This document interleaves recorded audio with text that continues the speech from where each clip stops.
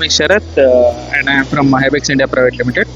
And this is a genetic router which we can call it as a PCB routing machine.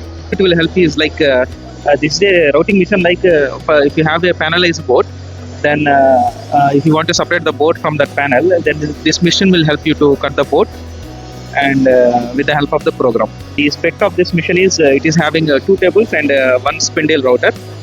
The spindle wattage is 860 watt. With that power, it can able to cut the metal PCBs also.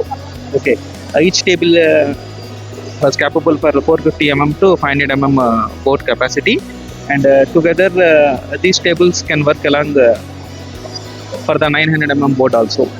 So we have a wide variant of varieties for the genetic routers like PCB automatic machine, inline automatic routing machines. Three cut separators, the cam 70 solder paste measure machines. There is a special feature in this machine like there is a scanning, image scanning will be available in this machine. Before starting the production, just will take the scanning of that board. Then it will help you to not find the where the cut need to be do.